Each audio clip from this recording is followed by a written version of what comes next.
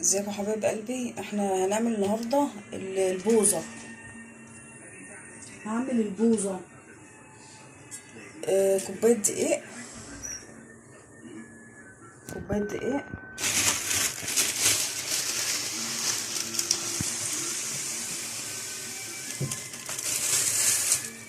نص كوبايه سكر.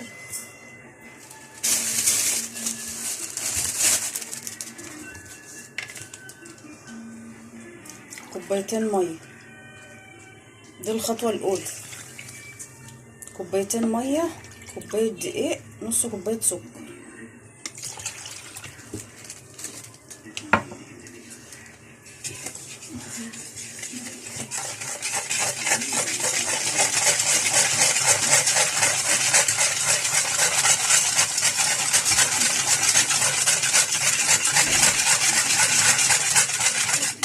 هدوبهم واحطهم على النار.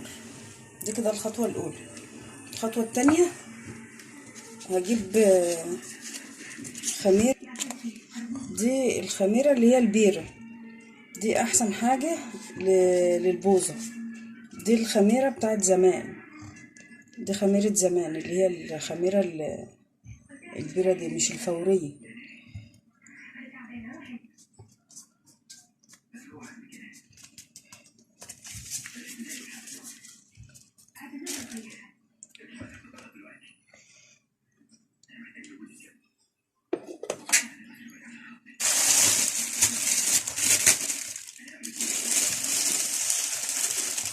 هحط عليها برضو نص معلقه سكر وشويه ميه.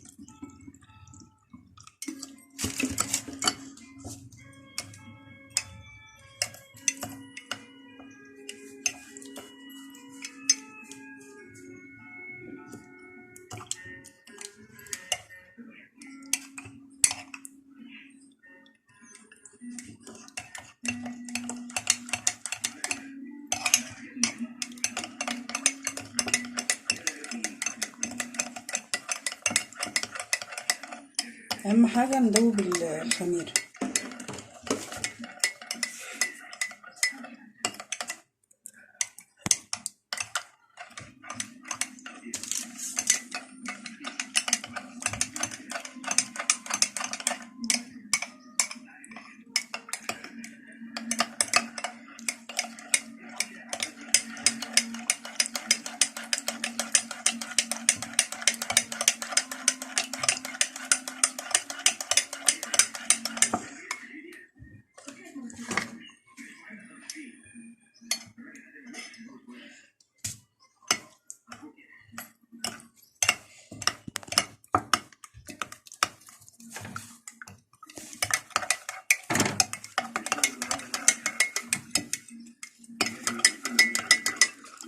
هسيبها بقى كده على ما اخلص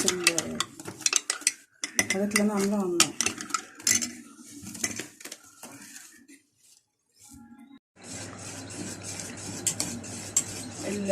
الحاجه اللي انا عملتها هي تقلت خالص اهي. هسيبها تبرد.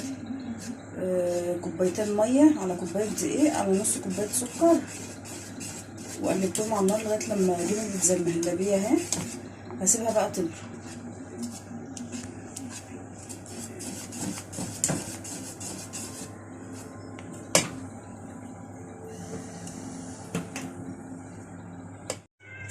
بردت اهي. يعني انت ما تسيبهاش برضو لغايه لما تبرد خالص، تبقى دافيه. ودي الخميره اهي.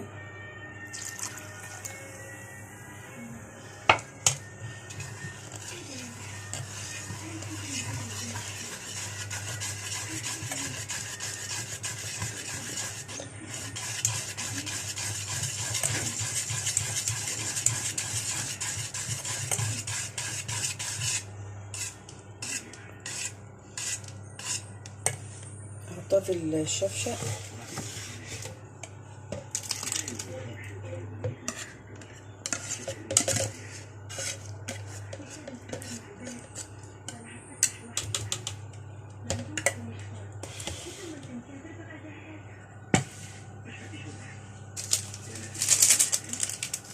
احط كيس فانيليا. كيس فانيليا واحد.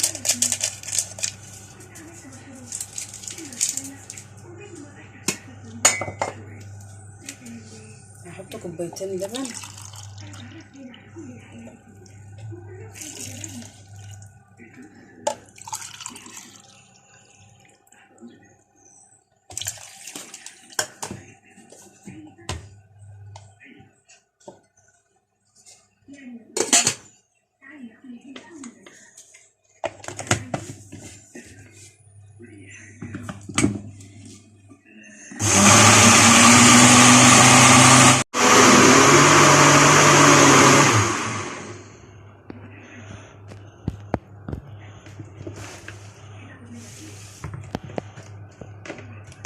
بسم الله الرحمن الرحيم.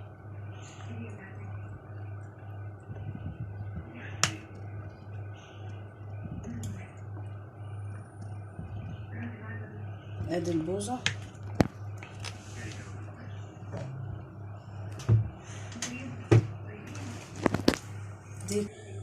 دي كده طريقة البوظة. اول خطوة كوبايتين مية، كوباية دقيق، نص كوباية سكر، تقلبهم على النار لغاية لما يبقوا عاملين زي المهلبية، تسيبهم يبردوا، تقلبي عليهم الخميرة اللي انت عاملاها بشوية سكر وشوية مية، ويا ريت تكون خميرة بيرة ما تكونش فورية. الخميرة البيرة مغذية، لو ما عندكيش خميرة بيرة اعملي خميرة فورية. وكيس فانيليا، واضربوهم في الخلاط بكوبايتين لبن وكوباية مية. دي كده البوظة، بوظة بيتي. احنا كنا في رمضان نطلع من التراويح نلاقي الناس اللي هما بيبقوا يلفوا بالجراكن ديت يبيعوا بوظة. يعني هي حلوة في رمضان وحلوة في الصيف، هي حلوة مغذية وحلوة للأطفال كمان، تبقى حلوة. يلا يا قلبي، طول الصيف بقى اعملي حاجات من ديت لولادك. يلا باي.